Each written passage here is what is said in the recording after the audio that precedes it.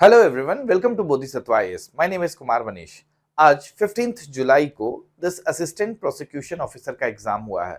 ये BPSC exam conduct कराया था। टोटल 100 क्वेश्चंस था। इसमें अप्रोक्सीमेटली 38 क्वेश्चंस साइंस से रिलेटेड है। ठीक है, तो हम लोग कोशिश करेंगे उन क्वेश्चंस को थोड़ा सा डिटेल में देखने का, ताकि 26 जुलाई को जो एग्जाम है बीपीएससी का, या फिर आने वाला जो भी बीपीएससी का एग्जाम है, उसमें अगर इससे लिंक्ड कुछ भी क्वेश्चंस आ रहा है साइंस में, तो आप उसको बना सकें। चलिए हम लोग स्टार्ट कर रहे हैं। पहला क्वेश्चन लिपिड के बारे में है। Lipids are not soluble in water because, देखो लिपिड वाटर सॉल्युबल नहीं है। ठीक है, लिपिड मतलब जानते हो ना, हम लोग फैट का बात कर रहे हैं। मतलब लिपिड के कैटेगरी में किसको किसको डालते हो? फैट है, ऑयल है, वैक्सेस है।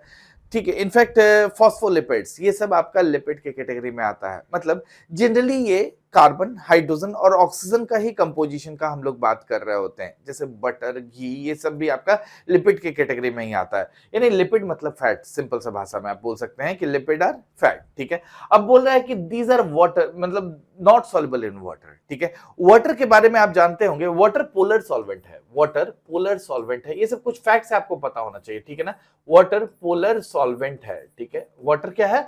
This is the polar solvent. अच्छा, पोलर सॉल्वेंट जब भी हम वर्ड यूज कर रहे हैं, तो पोलर सॉल्वेंट का मतलब क्या होता है? मतलब जिसमें पोल्स होता है, जिसमें पोल्स होता है। इसका मतलब क्या हो गया कि मतलब एक निगेटिव और पॉजिटिव एंड होगा। मतलब क्या हो गया? उसमें एक निगेटिव और पॉजिटिव एंड बन जाता है। ठीक है, जैसे हाइड्रोजन H2O होता है ना, तो हाइड्रोजन पॉजिटिव और ऑक्सीजन निगेटिव एंड बन जाता है। बस इसका हम मतलब बताना चाह रहे हैं। ठीक है, तो केमिस्ट्री में एक बेसिक रूल है। केमिस्ट्री में एक बेसिक रूल है कि लाइक्स डिसॉल्व्स लाइक। ठीक है, जो जो जैसा है, मतलब पोलर सॉल्वेंट किसको मिलाएगा? पोलर को। ठीक है, वही दिस नॉन पोलर का बात करोगे तो नॉन पोलर का। तो लिपिड्स एक्चुअली में नॉन पोलर मॉलिक्यूल्स है। लिपिड क्या है? These are the non polar molecules. ठीक है, नॉन पोलर मॉलिक्यूल्स। तो इसका मतलब तो साफ हो गया कि वाटर मॉलिक्यूल्स। ठीक है, इसका मतलब तो साफ हो गया कि भाई लिपिड जो है वाटर में डिसॉल्व नहीं होता है। खैर ये स्टेटमेंट में दिया हुआ है, इसमें कुछ खास बात करने के लिए है नहीं। ठीक है, इसका एक्चुअल आंसर, इसका रीजन इसका हाइड्रोफोबिक एंड होता है। ठीक है, बेसिकली हाइड्रोफोबिक। ठीक है, थोड़ा सा वर्ड, बाकी ऑप्शंस को भी हम लोग देखेंगे, पहले समझने का कोशिश करो। फोबिया मतलब डर हुआ। ठीक है, फोबिया मतलब डर हुआ। तो बेसिकली लिपिड्स जो है हाइड्रोफोबिक होता है। लिपिड्स हाइड्रोफोबिक होता है। इसका मतलब ये वाटर में, मतलब हाइड्रोफोबिक, वाटर से डर वाला, यानी वाटर में डिसॉल्व नहीं करेगा। ठीक है, वाटर में डिसॉल्व नहीं करेगा। अब बोल सकते हो there is no attraction with the water. Water के साथ कोई अट्रैक्शन नहीं है because there is no hydrogen bonding. किसी भी तरह का हाइड्रोजन बॉन्डिंग नहीं होता है। ठीक है, अब कुछ और एग्जांपल से इसको हम लोग समझ लेते हैं कि बाकी ऑप्शंस गलत क्यों है और क्या ही हो सकता है। जैसे ऑप्शन ए में दिया है दीज आर न्यूट्रल। ठीक है, देखो न्यूट्रल अगर बात करोगे तो बहुत सा न्यूट्रल सब्सटेंस ऐसा है जो कि वाटर डिसॉल्व होता है, वाटर में डिसॉल्व होता है। जैसे सुगर भी ले लो, तो बेसिकली क्या है? सुगर न्यूट्रल में। देख लो एग्जांपल किसका हम बात कर रहे हैं? सुगर। ठीक है, चीनी। ठीक है, sugar is dissolve in water. Sugar is dissolve in water. ठीक है, तो neutrality is not the reason. आप बोलोगे न्यूट्रल है तो उसका बात हम लोग नहीं कर सकते हैं। ठीक है, हाइड्रोफोबिक तो आंसर ही है। चलो इसको मार्क कर लेते हैं। ठीक है, हाइड्रोफोबिक, हाइड्रोफोबिक और हाइड्रोफिलिक। ठीक है, दोनों एंड को समझ लीजिएगा। हाइड्रोफोबिक, फोबिया डर, हाइड्रोफिलिक मतलब लविंग। ठीक है, हाइड्रोफिलिक मतलब लविंग वाला। ठीक है, खैर चलो दूसरा ऑप्शन दिया है ऑफ, ये वाला ऑप्शन सी का बात कर रहे हैं, of zwitter ion complex of lipids. ठीक है, पहले एक बात समझने का कोशिश करो, ज्विटर आयन कहते किसको है? ज्विटर आयन किसको कहते हैं? जिसके पास बोथ पॉजिटिव और निगेटिव चार्ज होता है। मतलब समझ गए, जिसके पास both positive and negative charge होता है, उसको क्या बोलते हो? Zwitter ion. ठीक है, उसको क्या बोलते हो? Zwitter ion. इसका एक बहुत अच्छा एग्जांपल भी याद रखोगे ज्विटर आयन का, जब इस तरह का बात किया हुआ है अमीनो एसिड्स का। ठीक है, अमीनो, अगर इसमें कुछ पूछना होगा ना तो इसी के बारे में पूछेगा कभी। ठीक है, दीज आर अमीनो एसिड्स। ठीक है, तो पॉजिटिव और निगेटिव का बात क्या है तो आप बात कर सकते हो। ठीक है, मतलब एग्जांपल कौन सा हो गया? Amino acids. ठीक है, चलो नेक्स्ट ऑप्शन क्या है? These are hydrophilic. ठीक है, हाइड्रोफिलिक का मतलब क्या होता है? Water loving. ठीक है, वाटर लविंग। ठीक है, जैसे हम आपको दिस ग्लूकोज का बात कर सकते हो, सॉल्ट का बात कर सकते हो, शुगर का बात कर सकते हो। तो ये क्या बना रहा है? This is hydrophilic. तो मोर और लेस ये बात समझ गए कि ऑप्शंस में हम लोग कहां जा रहे हैं? हाइड्रोफोबिक में। ठीक है, अच्छा, इसके साथ साथ कुछ और मतलब हाइड्रोफोबिक और हाइड्रोफिलिक का जब भी बात होता है ना, तो आपको एक और पॉइंट याद रखना चाहिए कि दो एंड हो रहा है, एक ही में अगर दो एंड हो रहा है, हाइड्रोफोबिक एंड और दूसरा हाइड्रोफिलिक एंड, तो ये बेसिकली मिसल का कंसेप्ट चालू हो जाता है, मिसल फॉर्मेशन। ठीक है, आपको याद होगा सोप में हम लोग पढ़ा करते हैं, ठीक है, सोप का जब पढ़ाई करते हैं तो उसमें मिसल्स का बात करते हैं कि एक एंड कहां लिखा जाए जी, ठीक है, एक एंड क्या हो जाता है, दिस इज मतलब ये क्लीनिंग इफेक्ट का बात करते हो, ये मान लो हाइड्रोफिलिक है, ठीक है, और दूसरा एंड क्या हो जाता है, हाइड्रोफोबिक, फोबिक। ठीक है, तो इसी में मिसल्स का फॉर्मेशन होता है। मिसल मतलब क्या होता है, मान लो ग्रीस है या डर्ट मटेरियल है, ग्रीस लिखे हैं हम, ठीक है, थोड़ा फॉन्ट दिख रहा है ना, ठीक है, थोड़ा साइज बड़ा कर देते हैं, दिस मोटा कर दिए, दिस ग्रीस है, तो इसमें क्या होगा कि पानी में जब आप ग्रीस है तो उससे मतलब कपड़ा में लगा हुआ है स्टेन्स, तो उसको हटाता कैसे, इस तरह से। ठीक है, यानी एक एंड जो है हाइड्रोफिलिक एंड जो है वाटर में रहता है, हाइड्रोफिलिक वाटर में रहता है, वहीं जो दूसरा एंड है वो ग्रीस से चिपक जाता है, यानी हाइड्रोफोबिक एंड ग्रीस से चिपक जाता है। इस केस में उसको पकड़ के जब पानी उसको मतलब आप थ्रो करते हो तो बेसिकली लेकर निकल जाता है। ठीक है, तो इसको याद रखिएगा, अच्छा टॉपिक है मिसल्स का। ठीक है, सोप मिसल्स वहां पर वर्ड याद रखते हो, ठीक है, वो जरूरी है। लिपिड्स वाला बात हम लोग की मेरे ख्याल से सारा क्लियर हो चुका है। इसमें और भी कुछ क्वेश्चंस पूछा हुआ है, मतलब पहले भी, ठीक है, जैसे एक याद होगा सेल मेम्ब्रेन का हम लोग पढ़ रहे थे बायोलॉजी में, जब पढ़े थे सेल मेम्ब्रेन का बात किए थे। सेल मेम्ब्रेन किसका बना होता है, लिपिड्स एंड प्रोटीन। ठीक है, लिपिड्स एंड प्रोटीन, स्पेसिफिक हो फॉस्फोलिपिड्स एंड प्रोटीन। ठीक है, ऑयल और ग्रीस ये सब का भी जब बात करता है कि उसको डर्ट को आप निकालते कैसे हो, तो मिसल फॉर्मेशन से हम लोग बात करते हैं। चलिए, इतना तो क्लियर है, नेक्स्ट क्वेश्चन में चल रहे हैं। इसमें क्या करना है जी, लिस्ट को मैच करना है, list 1 with list 2, choose the correct answer using the code given below.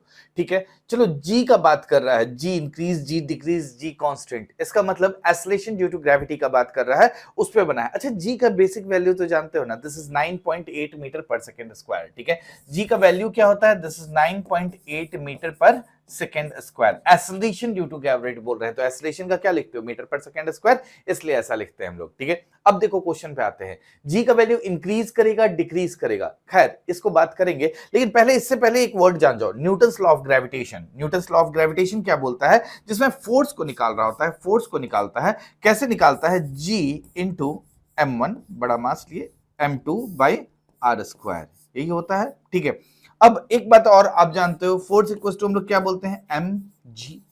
ठीक है, एम जी, तो ये जो स्मॉल जी है यही है एक्सेलरेशन ड्यू टू ग्रेविटी, और इसका वैल्यू क्या हो जाता है, G equal to G M by R square.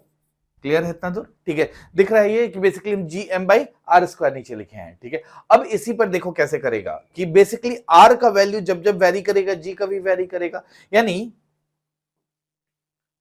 हम आपसे कह रहे हैं कि आर अगर डिक्रीज होगा तो जी का वैल्यू इंक्रीज होगा, आर का वैल्यू डिक्रीज होगा तो जी का वैल्यू, थोड़ा कलर दिखने में दिक्कत हो रहा होगा, आर का वैल्यू डिक्रीज होगा तो जी का वैल्यू इंक्रीज होगा। सिंपल सा यही कंसेप्ट है, इसी को लगाते हैं। ठीक है, अच्छा ये जो कैपिटल जी लिखते हैं इसका तो मतलब पता है ना, this is universal gravitational constant, this is G is the universal gravitational constant. ठीक है, अब चलिए लाइन से हम लोग ऑप्शंस में देखते हैं। जैसे पहला बात कर रहा है जी इंक्रीजेस, भाई जी कब इंक्रीज होगा, देखो जी को हमको इंक्रीज करना है, जी को इंक्रीज करना है तो क्या करना होगा, आर का वैल्यू को डिक्रीज करना होगा। ठीक है, आर का वैल्यू को डिक्रीज करना होगा, इसका मतलब आर का वैल्यू डिक्रीज कैसे होगा, as we move from equator to pole. ठीक है, as we move equator to pole, इसका मतलब देखो ये अर्थ का तो पहले शेप ही बेसिकली हम लोग को कैसे बनाना चाहिए, थोड़ा सा बल्ज यहां दिखाने के लिए बता रहे हैं और कुछ मत समझिएगा इसमें। ठीक है, तो बेसिकली अर्थ का शेप मान लो ऐसे कर रहे हैं। ठीक है, तो जैसे यहां पर आर का वैल्यू क्या होगा, ज्यादा होता है, आर का वैल्यू ज्यादा होता है कंपेयर टू दिस आर। ठीक है, इसको स्मॉल आर से ही डिनोट कर लेते हैं, ज्यादा अच्छा रहेगा। यहां पर क्या लिखेंगे हम लोग, दिस इज स्मॉल आर। ठीक है,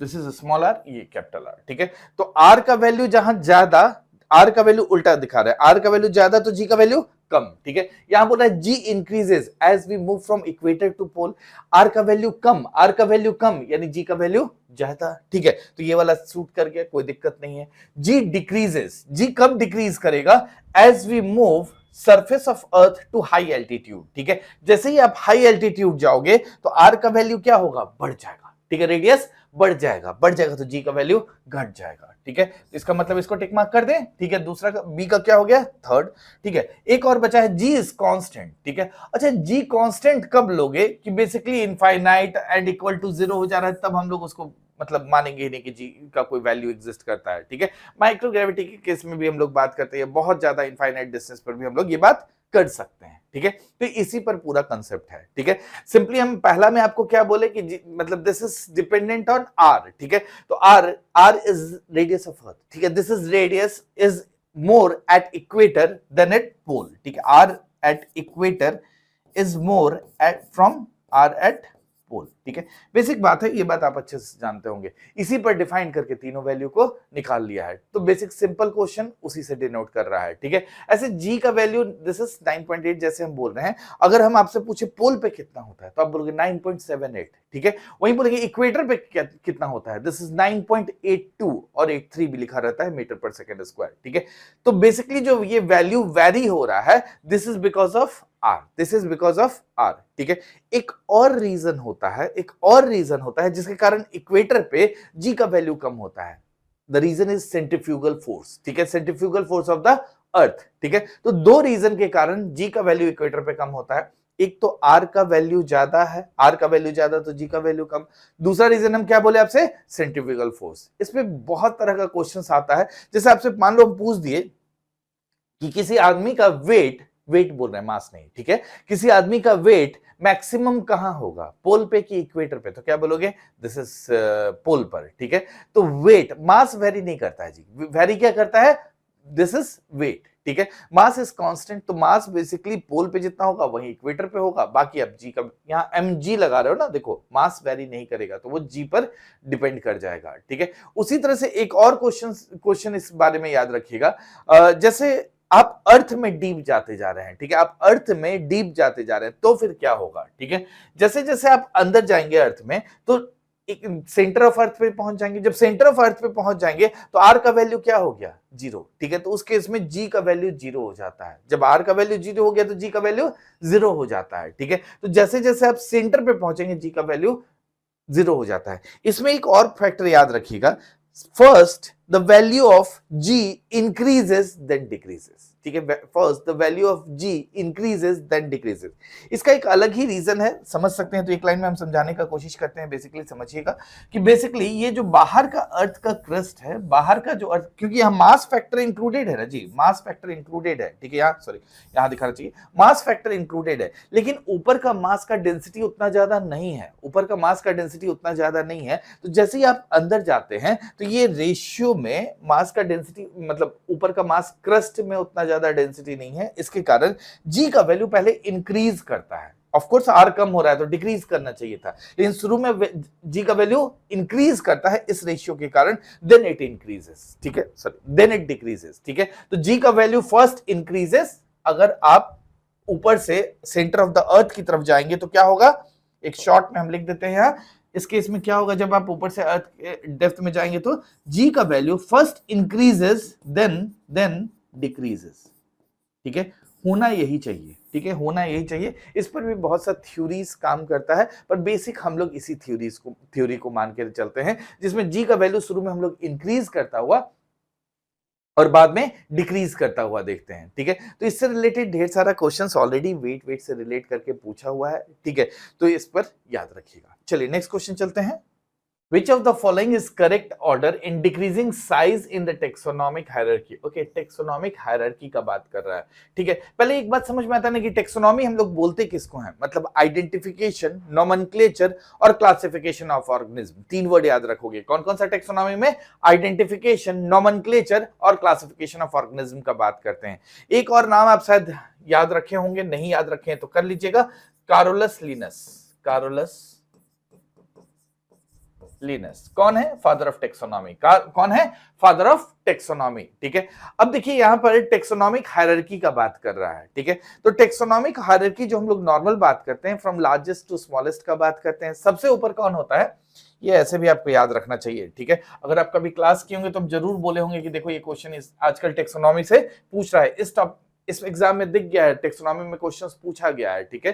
तो बेसिकली छोटा हुआ टॉपिक है जो बहुत सा एग्जाम इसको टॉपिक बना रहा है। पहला क्या है, किंगडम, किंगडम के बाद phylum, phylum class order family genus और स्पीसीज, स्पीसीज, ठीक है। किंगडम तो आपको याद ही रहता है, ठीक है। तो इसके लिए हम आपको बोले होंगे कभी भी कि पीसीओ, जो बेसिकली पोस्ट ऑफिस वाला पीसीओ होता है, उससे याद रखोगे। फाइलम क्लास ऑर्डर, यही 3 कंफ्यूजिंग भी होता है, ठीक है। नीचे वाला भी आप पहले से जानते होंगे, फैमिली जीनस स्पीसीज, ठीक है। तो हमेशा कंफ्यूजन इसी 3 में क्रिएट होता है, ठीक है। तो अब देख लेते हैं ऑप्शन क्या है। किंगडम फाइलम ऑर्डर नहीं, किंगडम फाइलम क्लास आना चाहिए। किंगडम फाइलम ऑर्डर गलत, किंगडम ऑर्डर गलत, kingdom phylum class order family, ठीक है। तो आंसर क्या हो जाएगा, दिस इज डी, ठीक है। तो सिंपल सा क्वेश्चन किया है, टेक्सोनॉमिक हायरार्की का बात किया है, ये बेसिक है, आपको याद रखना भी है, ठीक है। चलिए नेक्स्ट में चलते हैं। नेक्स्ट बात कर रहा है जी, sleepers are laid below the railway track too. अच्छा, स्लीपर्स किसको बोलते हैं? जो रेलवे ट्रैक होता है उसके नीचे देखते हो कंक्रीट का रखा होता है लाइन, ठीक है, उसी को स्लीपर्स वर्ड यूज करता है, ठीक है। देखो ये टॉपिक अगर आपको थोड़ा भी याद होगा तो हम लोग प्रेशर वाले में पढ़े हुए हैं, ठीक है। प्रेशर इक्वल्स टू क्या होता है, this is force by area, ठीक है। प्रेशर इक्वल्स टू क्या होता है, फोर्स बाय एरिया, ठीक है। इसका मतलब हम क्या बोलना चाह रहे हैं कि प्रेशर, पूरा कितना लिखा जाए, शॉर्ट में लिखते हैं, this is pressure is inversely proportional to area, ठीक है। इसका मतलब अगर हम एरिया इंक्रीज करेंगे तो प्रेशर डिक्रीज होगा, ठीक है। तो स्लीपर्स लगाने का पर्पस क्या है, एरिया को इंक्रीज करना। एरिया को इंक्रीज करने का क्या मतलब था, प्रेशर को डिक्रीज करना, यही तो पूछ रहा है। तो क्या हो जाएगा इसमें, देखो डिक्रीज प्रेशर एक ही जगह दिख रहा है, चुपचाप डिक्रीज प्रेशर ऑप्शन मार देना, ठीक है। अच्छा, इसका ढेर सारे हम लोग एग्जांपल्स देखे थे, एक में एरिया इंक्रीज करने का, सॉरी, एक में एरिया डिक्रीज करने का और एक में एरिया इंक्रीज करने का बात किए थे, ठीक है। जैसे यहां पर एरिया इंक्रीज का बात किया है, चलो वही पहले कहते हैं। एक तो हो गया स्लीपर्स वाला, दूसरा देखो ट्रैक्टर का टायर भी मोटा होता है, क्यों होता है, एरिया इंक्रीज किया तो प्रेशर डिक्रीज कर गया, ठीक है। इसके अलावा कैमल का फीट देखते हो कैसा होता है, बड़ा बड़ा लार्ज होता है, तो वो बेसिकली क्या हुआ, एरिया बड़ा हो गया। एरिया बड़ा हो गया तो प्रेशर कम लगाया, इसका मतलब बालू में पैर उसका धंसता नहीं है, ठीक है। तो वो भी एग्जांपल ले सकते हो। अब दूसरा हम लोग बात कर रहे हैं कि एरिया कम कर दो तो प्रेशर इंक्रीज हो जाएगा। चाकू देखे हो, उसमें आगे इतना धार क्यों बनाते हैं, क्योंकि एरिया कम हो सके ताकि हम प्रेशर इंक्रीज कर सकें। निडल में भी यही होता है जी, ठीक है। तो ये सब क्या है कि एरिया डिक्रीज करो प्रेशर इंक्रीज हो जाएगा, जैसे चाकू है, निडल है, जहां भी आपको बेसिकली पेनिट्रेट करने का बात कर रहे होंगे। तो सिंपल क्वेश्चन है इसको, चलिए आगे बढ़ रहे हैं। चलिए क्वेश्चन नंबर 16 असर्शन रीजनिंग का है ना जी, ठीक है। In this question there are two statements, assertion and reasoning, देख लेते हैं, consider accordingly and answer. Assertion बोल रहा है lipids, protein and nucleic acid are formed in all viruses. जानते हो इसको पढ़ने का जरूरत है क्या, ठीक है। जहां दे दिया लिपिड्स, ठीक है, lipids, protein and nucleic acid are formed in all viruses. All viruses मतलब एक्सट्रीम स्टेटमेंट नहीं हो गया, ऑल वायरसेस का मतलब क्या, एक्सट्रीम स्टेटमेंट हो गया कि नहीं। जबकि अगर आप वायरस के बारे में थोड़ा भी उसका स्ट्रक्चर समझते हैं तो हम लोग दो इंपॉर्टेंट कंपोनेंट का बात करते हैं कि बेसिकली पहला क्या होगा उसमें, वायरस में न्यूक्लिक एसिड, न्यूक्लिक एसिड, इसका मतलब वायरस डीएनए भी हो सकता है, डीएनए वायरस भी हो सकता है, और आरएनए वायरस भी हो सकता है, इसका बात कर सकते हो। तो पहला कंपोनेंट क्या होगा, न्यूक्लिक एसिड। दूसरा उसका बाहर का कवरिंग, जिसको आप कैप्सिड बोलते हो, किसका बना होता है, प्रोटीन का, ठीक है। तो बेसिकली बाहर का कवरिंग को क्या बोलते हो, this is protein coat, actually this is protein coat. इसको क्या बोलते हैं हम लोग, कैप्सिड, और इसका इंडिविजुअल यूनिट को कैप्सोमर बोलते हैं, खैर छोड़ो, ठीक है। तो बेसिकली हम लोग किसका बात कर रहे हैं, प्रोटीन कोट हो गया बेसिकली दिस। तो ये दो एलिमेंट, दो बेसिकली इंपॉर्टेंट कंपोनेंट होता है, ना कि लिपिड्स, ठीक है। और वो भी क्या लिख दिया है, ऑल वायरसेस, ठीक है। लिपिड्स ऐसा नहीं कि प्रेजेंट नहीं होता है, किसमें होता है, वो दूसरा स्टेटमेंट देखो, लिपोवायरस कहते हैं। लिपिड्स जिसमें प्रेजेंट होता है मतलब इन्वेलप वायरस या फिर लिपो वायरस का बात कर सकते हो, ठीक है। तो only few animal virus like herbs are lipovirus, ये स्टेटमेंट सही है, ठीक है, ये स्टेटमेंट सही है। खैर अगर तुम दूसरा नहीं भी जानते हो तो जरूरत भी क्या है, यहाँ पहला ऑप्शन ही गलत हो गया। और इस तरह का क्वेश्चन हम आपको ऑलरेडी बात करते हैं कि बेसिकली जब एक गलत है या फिर मतलब आर गलत रहता है या ए गलत रहता है तो इसको पहचानना ज्यादा ही इजी हो जाता है। तो आंसर क्या हो जाएगा, दिस इज सी, ठीक है, क्योंकि पहला ही से हम लोग पहला वाला सिंपल स्टेटमेंट है, उसपे मत जाइए कि लिपिड्स, ठीक है, क्योंकि वायरस कंपोनेंट हम लोग हमेशा यही बात करते हैं कि भाई न्यूक्लिक एसिड और प्रोटीन, बाहर का कवरिंग को क्या बोलते हो, प्रोटीन का, ठीक है। तो ये जैसे बोल रहा है मतलब दिस वहां पर लिपिड्स दिया है तो खत्म हो जाता है। Only few animal virus like herbs are lipovirus, this is correct, ठीक है। हर्ब्स ही नहीं और भी बहुत सा होता है जो बेसिकली दिस लिपोवायरस का हम लोग बात करते हैं, जैसे एचआईवी का बात कर सकते हो, ठीक है। एचआईवी एक इंपॉर्टेंट कोरोना वाला भी है, कोरोना वायरस भी यही है, ठीक है, जिसके ऊपर क्या होता है, दिस इज लिपो वायरस हम लोग कैटेगरी में डालते हैं, ठीक है। रेबीज वायरस भी यही है, ठीक है। तो ये सब इस कैटेगरी में आता है, ये सब बेसिकली आपका लिपो वायरस की कैटेगरी में आता है, समझ में आया। अगर और एक छोटा सा बात याद होगा आपको, मतलब वायरस में हम लोग दो कैटेगरी में डिवाइड करते हैं, एक बोलते हैं डीएनए वायरस और दूसरा हम लोग आरएनए वायरस का बात करते हैं, ठीक है। डीएनए वायरस का नाम याद रखना जरूरी है, रीजन है डीएनए वायरस हम लोग बहुत ज्यादा नहीं बात करते हैं, ठीक है। एक तो सबसे इंपॉर्टेंट इसका एडिनो वायरस है, डीएनए वायरस में कौन सा हो गया, एडिनो वायरस, समझ रहे हो ना।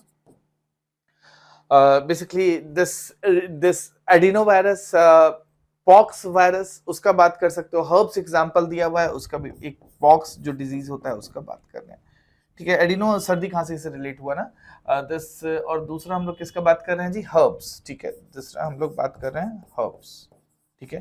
तो ये तीनों आपका क्या है, दिस इज डीएनए वायरस है, याद रखिएगा। आरएनए लिस्ट लिखने का जरूरत नहीं है, ज्यादातर हम लोग आरएनए का बात करते हैं, चाहे एचआईवी का बात करो, इन्फ्लुएंजा का बात करो, कोरोना का बात करो, रेबीज का बात करो, पोलियो का बात करो, ये सब क्या है, these are the RNA virus, ठीक है। अब जो जिसका इन्वेलप लिपिड का बना होता है, समझने का कोशिश करो, जिसको आप लिपो वायरस बोल रहे हो, जिसको आप लिपो वायरस बोल रहे हो, मतलब उसका बाहर का कवरिंग किसका बना हुआ है, लिपिड का। अच्छा, लिपिड सोप में या डिटर्जेंट्स में या अल्कोहल में डिसॉल्व होता है कि नहीं, ठीक है। बस इतना ही समझने का कोशिश कीजिएगा कि वो इजीली डिसॉल्व हो सकता है कि नहीं।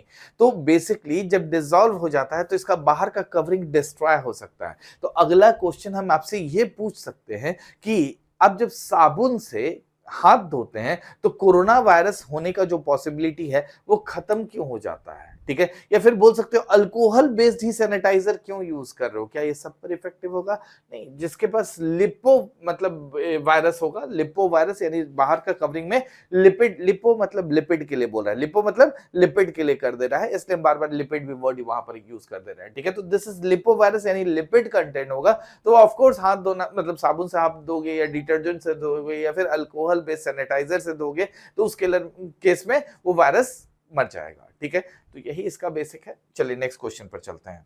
नेक्स्ट क्या बोल रहा है जी, which one of the following pair device और आउटपुट, ओके आउटपुट पूछ रहा है, क्या आना चाहिए, नॉट करेक्टली, ठीक है। कौन सा गलत है पहचानना है, ठीक है। माइक्रोफोन इलेक्ट्रिकल एनर्जी, सही बात तो है, हम माइक्रोफोन पे आपसे बात कर रहे हैं, तो बेसिकली साउंड एनर्जी को ये किसमें कन्वर्ट किया, इलेक्ट्रिकल एनर्जी। तो आउटपुट क्या हो गया, इलेक्ट्रिकल एनर्जी, किससे कन्वर्ट किया, साउंड से, ठीक है। आप क्या कर रहे हो, आप लाउड स्पीकर लगाए हो, तो यानी इलेक्ट्रिकल एनर्जी जो यहां से गया वो कन्वर्ट किसमें हो गया, साउंड एनर्जी में, ठीक है। फैन इलेक्ट्रिकल एनर्जी नहीं, फैन बेसिकली आउटपुट थोड़ी ना है इलेक्ट्रिकल एनर्जी, फैन का आउटपुट इज मैकेनिकल एनर्जी। तो फैन क्या करता है, इलेक्ट्रिकल एनर्जी से क्या करता है, इलेक्ट्रिकल एनर्जी से आपका साउंड टू मैकेनिकल एनर्जी में कन्वर्ट कर देता है, मैकेनिकल एनर्जी में कन्वर्ट कर देता है, ये करता है फैन, ठीक है। नेक्स्ट देखो, car of course chemical energy को मैकेनिकल एनर्जी में कन्वर्ट करता है, कार केमिकल एनर्जी को मैकेनिकल, पेट्रोल क्या है, केमिकल का बात करें तो केमिकल एनर्जी को मैकेनिकल एनर्जी में कन्वर्ट कर देता है। एलिवेटर मूविंग अप, ठीक है, तो एलिवेटर कैसे काम करता है, इलेक्ट्रिकल एनर्जी से। तो इलेक्ट्रिकल एनर्जी को बेसिकली मैकेनिकल एनर्जी में कन्वर्ट करता है और मैकेनिकल एनर्जी उसको पोटेंशियल एनर्जी में कन्वर्ट कर देता है, क्योंकि एलिवेटर अब ऊपर हो चुका। तो पोटेंशियल एनर्जी का फॉर्मूला जानते हो, mgh का बात कर रहा होता है, तो ये बेसिकली ऊपर चला गया, अब लेफ्ट, तो क्या हुआ, मूविंग अप लिखा है ना, तो ऊपर गया, तो दैट इज फाइनल किस में कन्वर्ट कर दिया, पोटेंशियल एनर्जी में। ये याद रखते हो जी, सारा एनर्जी कन्वर्जन जरूरी होता है। एक बार मास वाला भी जैसे दिस न्यूक्लियर एनर्जी का भी बात किया था, तो न्यूक्लियर एनर्जी में आप किसका बात करते हो, दैट इज न्यूक्लियर टू मतलब न्यूक्लियर मास टू एनर्जी, ठीक है। हाइड्रो इलेक्ट्रिक प्लांट का भी पूछता रहता है, this is hydroelectric plant में क्या बोलोगे, this is potential energy to electrical energy, potential energy to electrical energy. तो इस तरह का कुछ फैक्ट्स होता है, इसको याद रखते हैं, जरूरी वाला है ये, ठीक है। तो ये लिस्ट याद रखिएगा, पहले भी पूछा है। Sickle cell anaemia helps in prevention of which disease, देखो इसका आंसर एक्चुअली में मलेरिया होगा, ठीक है। सिकल सेल एनीमिया किस डिजीज के प्रिवेंशन में हेल्प करता है? मलेरिया के मींस प्रिवेंशन में, ठीक है। अब देखो जिसको सिकल सेल एनीमिया ट्रेट होगा यानी HbA या HbS का बात कर सकते हैं हम लोग, हेमोग्लोबिन ए और HbS का बात कर सकते हैं। सिकल सेल तो बेसिकली एनीमिया क्या होता है समझ रहे हो ना, कि जिसमें ब्लड सेल्स आरबीसी जो है वो सिकल शेप हो जाता है, ठीक है। एक्चुअली आरबीसी होना कैसे चाहिए? This is oval biconcave disc का बात करते हैं, लेकिन उस तरह का नहीं होके दिस इज सिकल शेप का हो जाता है, तभी हम लोग बोलते हैं सिकल सेल एनीमिया। ये जेनेटिक डिसऑर्डर है, ये जेनेटिक डिसऑर्डर है, ठीक है।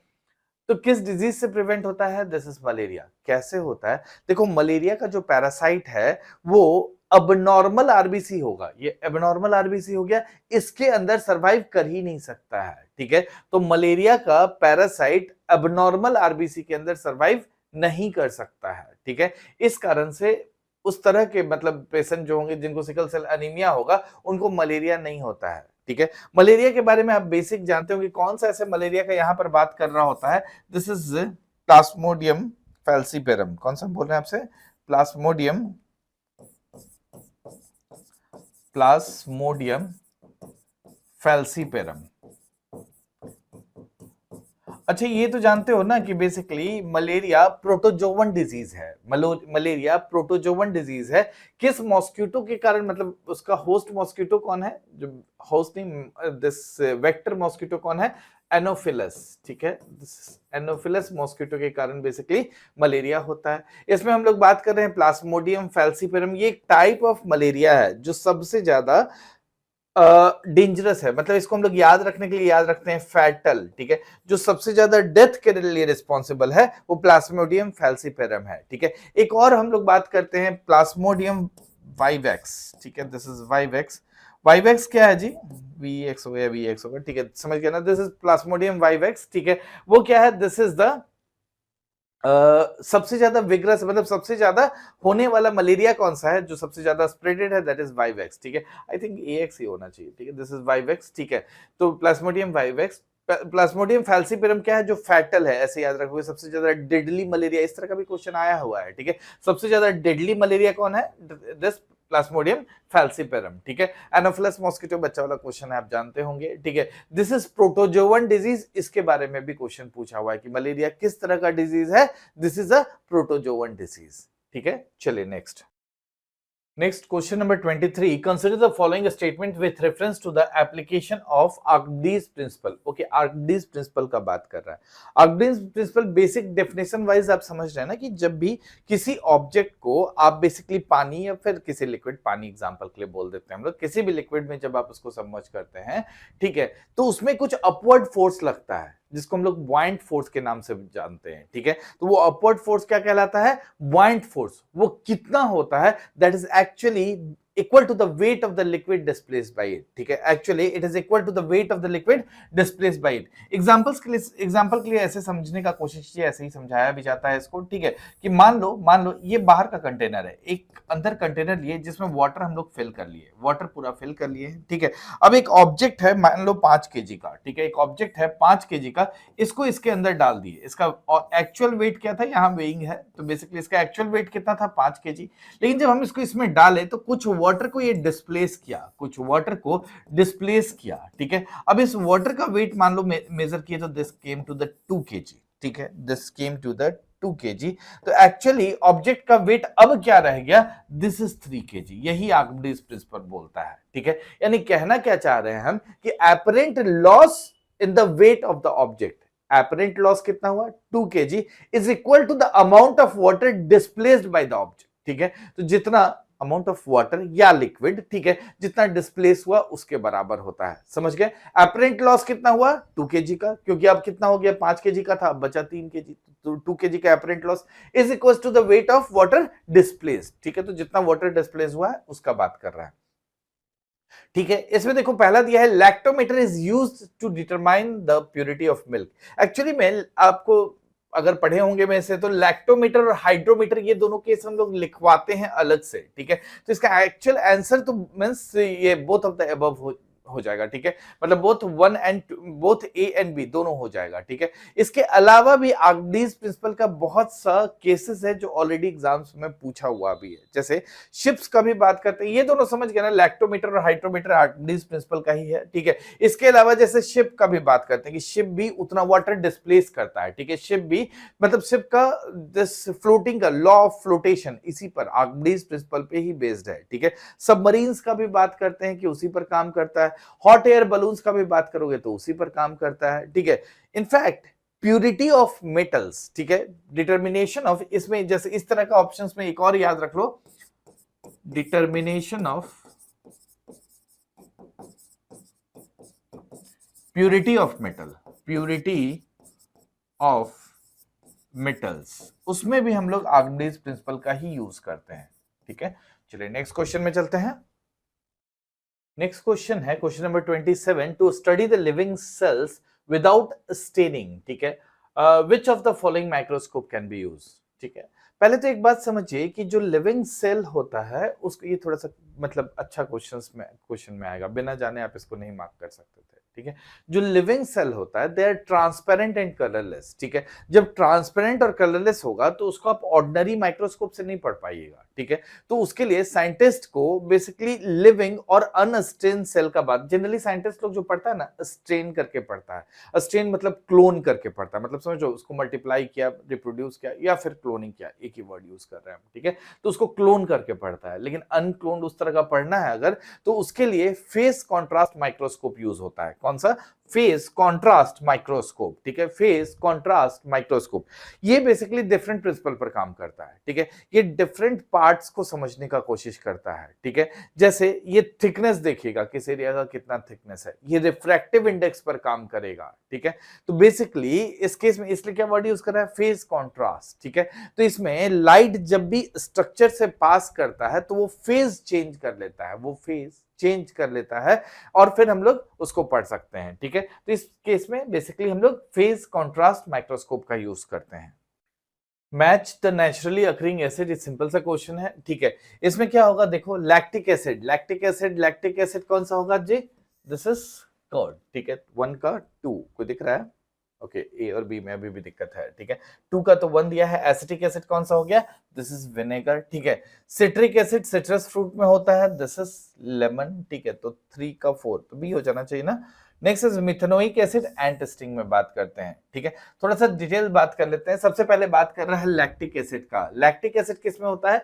लैक्टिक एसिड, लैक्टोज, ये सब जो भी नाम आता है वो बेसिकली आप मिल्क का बात करते हैं, ठीक है। लैक्टोज शुगर जैसे है, किसमें प्रेजेंट होता है? मिल्क में। लैक्टिक एसिड, ठीक है, तो वो मिल्क का बात कर रहा होता है। एसिटिक एसिड विनेगर में, ठीक है। एसिटिक एसिड विनेगर में, CH3COOH, ठीक है, that is acetic acid vinegar में। विनेगर को हम लोग फूड प्रिजर्वेशन में भी यूज करते हैं, याद रखिएगा, ठीक है। पिकल्स विकल्स रखने में, जैसे रेस्टोरेंट्स में जाते होंगे तो अनियन जो रखता है उसके लिए, ठीक है। तो उसके लिए मिल्क को बेसिकली दिस पनीर बनाने के लिए हम लोग एसिटिक एसिड इन सब का यूज करते हैं, ठीक है, यानी विनेगर का यूज करते हैं, ठीक है। सिट्रिक एसिड मतलब सिट्रस फ्रूट में पाया जाता है, लेमन और ऑरेंज अच्छा एग्जांपल है। मिथेनोइक एसिड जान रहे हैं ना, HCOOH, ठीक है।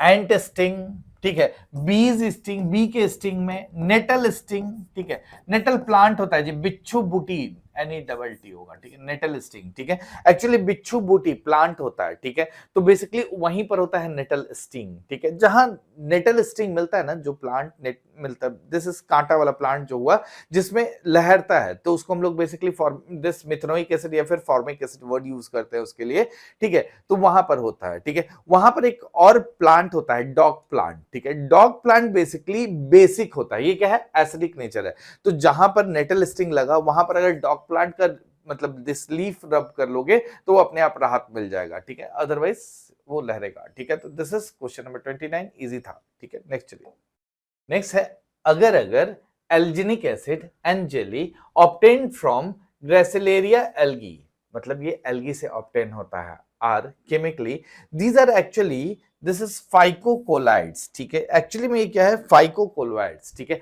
अगर दिस एल्जिनिक और दिस एल्जिनिक एसिड और एंजेली जो भी बात कर रहा है इसमें, alginic, these are actually polysaccharide based colloidal substance, these are actually polysaccharide based colloidal substance, ठीक है। तो इसको हम लोग निकालते कहां से हैं? This is Gracilaria algae, this are obtain from gracilaria algae. और इसको मतलब ये जितना भी टर्म है इसको हम लोग फाइकोकोलाइड के टर्म्स में, मतलब फाइकोकोलाइड के ग्रुप में डाल के रखते हैं। ये बेसिकली जेली भी है ना, तो बेसिकली जेलिंग और थिकनिंग एजेंट की तरह यूज होता है फूड में या फिर आप किसी भी फार्मास्यूटिकल्स में।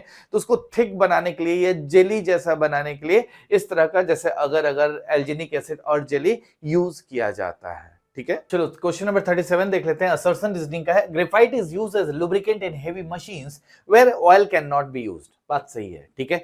रीजन है graphite has layered structure with weak van der Waals forces allowing layers to slide over each other. हाँ सही बात है, लेयर्स के बीच में उसके week van der Waals force होता है उसके कारण। चलो ग्रेफाइट के बारे में ऐसे भी थोड़ा बहुत देख लेते हैं, ठीक है। एलोट्रॉप्स ऑफ कार्बन टॉपिक में पढ़ते हैं। वर्ड जो ग्रेफाइट है ये अपने आप में ग्रेफीन शब्द से आया हुआ है, ठीक है। वो ग्रेफीन नहीं बोल रहे हैं जी, ग्रेफीन। इसका मतलब ही होता है, ग्रीक वर्ड है, इसका मतलब होता है टू राइट, ठीक है। तो ग्रेफाइट का यूज आप कहां करते हो? राइट करने में, तो इसलिए हम लोग बात करते हैं। इसी को आप पेंसिल लेड भी, ग्रेफाइट को आप पेंसिल लेड भी बोलते हैं। एक और याद रखिएगा वर्ड इसका, प्लम्बेंगो, ठीक है। इसको क्या बोलते हैं हम लोग? ग्रेफाइट को ही प्लम्बेगो, ठीक है। इसी को हम लोग क्या वर्ड यूज करते हैं? प्लम्बेगो, ठीक है। प्लम्बम वर्ड से आया, प्लम्बम मतलब होता है लेड, ठीक है। प्लम्बम मतलब होता है लेड, तो उससे आया। देखने में स्टार्टिंग में हम लोग को लगा था लेड जैसा है, पर लेड से रिलेशन नहीं है, ठीक है। इनिशियली लगा था लेड जैसा है, तो तभी से बेसिकली यूज होने लगा दिस इज प्लम्बम, ठीक है। तो इसके लिए प्लम्बेंगो वर्ड यूज करता है, एग्जाम में पूछता भी है। ग्रेफाइट का स्ट्रक्चर देखोगे तो कैसा होता है? ट्रायगोनल प्लेनर होता है, ठीक है। ये ट्रायगोनल प्लेनर का बात कर रहे हैं तो 120 डिग्री होता होगा, ठीक है। अगर इसका बेसिक स्ट्रक्चर समझोगे तो ये 3 कार्बन से अटैच होगा। कहां बनाया जाए? यहाँ पर 3 कार्बन से अटैच होगा और हेक्सागनल अरे बनाता होगा। इस तरह से क्या होगा समझ लो, इधर भी सब जगह एक एक कार्बन है, तो बेसिकली हेक्सागनल उस तरह का अरे बना देता है, ठीक है। तो इसका हर एक कार्बन 3 कार्बन से अटैच होता है, बोलते हैं हम लोग सेम प्लेन में, सेम प्लेन में गिविंग अ हेक्सागनल अरे। तो ये कैसा स्ट्रक्चर हो रहा है? हेक्सागनल अरे का स्ट्रक्चर बना दे रहा है। सब एक दूसरे के ऊपर होता है, एक के ऊपर दूसरा लेयर होता है, और उस लेयर के बीच में जो फोर्स होता है that is weak van der Waals force, that is weak van der Waals force. हम आपको बोले कि एक कार्बन 3 से अटैच होता है, इसका मतलब एक इलेक्ट्रॉन अभी भी फ्री है, ठीक है। उस इलेक्ट्रॉन फ्री होने के कारण ये basically this is becomes the good conductor of electricity, ठीक है। साथ में एक और चीज याद रखना, इसका यूज हम लोग क्रूसिबल्स और भी बहुत जगह है, जैसे हम लोग मॉडरेटर ये सब के लिए भी यूज करते हैं, लेकिन एक क्रूसिबल्स के लिए भी करते हैं। क्रूसिबल्स का मतलब होता है जब बहुत हाई टेम्परेचर, मतलब वेसल जिसमें आपको बहुत हाई टेम्परेचर में कुछ गर्म करना है, तो हम लोग ग्रेफाइट का यूज करते हैं because of its high melting point, ठीक है। अदरवाइज इसका जैसे लेयर्स के बीच में क्या है, basically weak van der Waals force है, तो हम लोग इसका यूज लुब्रिकेंट्स के रूप में भी करते हैं। देखो ना, पेंसिल में ग्रेफाइट है तो लिखते हो तो एक लेयर जो पेंसिल का है वो आपके नोटबुक पर चिपक जाता है, ठीक है। तो उसके कारण बेसिकली आपको लिखा हुआ दिख रहा होता है। This is both A and R are true and R is the correct explanation of A, ठीक है। तो this is simple question. Next question है लिस्ट को मैच करना है, ठीक है। ये थोड़ा सा टफ कर दिया है क्वेश्चन बिकॉज यहां पर ऑर्गेनिज्म का एक्चुअल नाम दे दिया है, ठीक है। वही इसका कॉमन नेम दिया रहता तो शायद आप इजिली बना लेते। ये एनिमल कैटेगरी का ही बात कर रहा है। एनिमल में देखोगे तो हम लोग 5 पार्ट में डिवाइड करते हैं। जैसे सबसे पहला होता है पाइसेस, पाइसेस के बाद हम लोग बात करते हैं दिस एम्फीबियंस का, एम्फीबियंस के बाद आपका आता है रेप्टाइल्स, रेप्टाइल्स के बाद एप्स, और एप्स के बाद हम लोग मैमल्स का बात करते हैं, ठीक है। पहला दिया है hippocampus. Hippocampus actually sea horse को बोलते हैं। अच्छा एक बात बताओ, सी हॉर्स बोले तब तो अब समझ में आ गया ना कि okay we can go with the Pisces, ठीक है। तो उस केस में हम लोग पाइसेस का बात कर सकते हैं। इक्थोपियस का बात क्या है? इक्थोपियस कैसिलियन को हम लोग बोलते हैं, ठीक है। इक्थोपियस हम लोग कैसिलियन को बोलते हैं, ठीक है। जब कैसिलियन बोले तो आप सीधा समझ जाए okay this comes in the amphibian category, ठीक है। टेस्टुडो हम लोग टोर्टोइज को बोलते हैं, टोर्टोइज, ठीक है। तो टोर्टोइज क्या है? This are the reptiles, these are the reptiles. Columba हम लोग पिजन को बोलते हैं, ठीक है। पिजन को बोलते हैं, तो पिजन तो एव्स होता है, ये बात आप अच्छे से जानते हैं, ठीक है। दिस इज एव्स, ठीक है। This is Aves. अब मैच कर लीजिए, ए का हो गया 4, ठीक है। बी का 3, ओके, बी का 3, सी का 1 रेप्टाइल एंड डी का कोलंबा क्या हो गया, दिस इज एव्स। तो आंसर क्या हो जाएगा, डी। ठीक है, तो नाम थोड़ा सा चेंज किया था, बेटर है कि आप इन सब नेम्स को ही देख लें, ज्यादा रटने का जरूरत नहीं है, जितना दिया है उतना ही याद करें। नेक्स्ट क्वेश्चन है 47, why do silver ornament turns black when exposed to the atmosphere for a long time. ठीक है, इसका रीजन क्या है, बिकॉज सिल्वर जो है एटमॉस्फेयर के हाइड्रोजन सल्फाइड से रिएक्ट कर जाता है और बेसिकली सल्फर सल्फाइड का कोटिंग बना देता है। तो ऑप्शन ए होगा, सिंपल सा क्वेश्चन है। यही सेम बात हम लोग पढ़ रहे होते हैं जब हम लोग मेटल एंड इट्स ओर का बात कर रहे होते हैं। सिल्वर का ओर में हम लोग अर्जेंटाइन का पहला बात करते हैं, हॉर्न सिल्वर और दिस पायरर गायराइट। तीन आपको याद करवाए होंगे, अर्जेंटाइन, हॉर्न सिल्वर और पायरर गायराइट। उसी में हम लोग बात करते हैं कि सिल्वर का कलर ब्लैकिश क्यों हो जाता है, this is because of the reaction of hydrogen sulphide with silver and it forms silver sulphide. ठीक है, चलिए नेक्स्ट क्वेश्चन में चलते हैं। Question number 50, with reference to endocrine gland consider the following pairs. जानते हो जब ज्यादा नंबर्स देखो ना तो समझ जाओ कि इजी क्वेश्चन होगा। ठीक है, इसमें एलिमिनेट करना होता है ना कि मैच करना होता है। कुछ सिंपल वाला देखते हैं। ठीक है, हालांकि तुरंत देख सकते हैं हम लोग, देख लो यहाँ पर जैसे अल्फा सेल ऑफ पैंक्रियाज है, ठीक है, दैट इज रिटन इंसुलिन। नहीं, इंसुलिन के लिए बीटा सेल्स होता है। हम लोग 50 बार इस बारे में बात करते हैं। तो जब फिफ्थ नहीं होगा तो फिर ऑप्शंस देखने का कोशिश करो, यहाँ फिफ्थ है, यहाँ फिफ्थ है, यहाँ फिफ्थ है, तो आंसर सीधा कौन सा हो गया, डी। ठीक है, आंसर कौन सा हो गया, डी। खैर हम लोग देख लेते हैं। ठीक है, यहाँ पर फर्स्ट, सेकंड एंड थर्ड सही है। जैसे एडेनोहाइपोफाइसिस का बात किया है, दिस इज प्रोलैक्टिन। ठीक है, न्यूरोहाइपोफाइसिस का बात किया है, ऑक्सीटोसिन। पीनियल ग्लैंड, मेलाटोनिन, ये तीनों सही है। एडर्नल ग्लैंड, एड्रेनलिन और कॉर्टिसोल का बात करते हैं हम लोग, ये नहीं। ठीक है, एसीटीएच एक्चुअली में पिट्यूटरी ग्लैंड का काम है। ठीक है, पिट्यूटरी ग्लैंड का काम है रिलीज करना। ठीक है, insulin is release from the beta cells not alpha cells, beta cells से होता है। ठीक है, कॉर्पस ल्यूटियम आप जानते हैं टेम्पोररी इंडोक्राइन स्ट्रक्चर का बात करते हैं हम लोग, कॉर्पस ल्यूटियम में वो प्रोजेस्टेरॉन रिलीज करता है। तो ये भी बिल्कुल सही है। नेक्स्ट है दिस 53, चलिए रहने देते हैं आज के लिए। ठीक है, इस सेशन में रहने देते हैं। क्वेश्चन नंबर 50 तक हो गया, बाकी 100 तक है इसमें टोटल क्वेश्चंस जो साइंस का बचा हुआ है। 50 के आगे हम लोग नेक्स्ट वीडियो में देख लेंगे। चलिए, थैंक यू।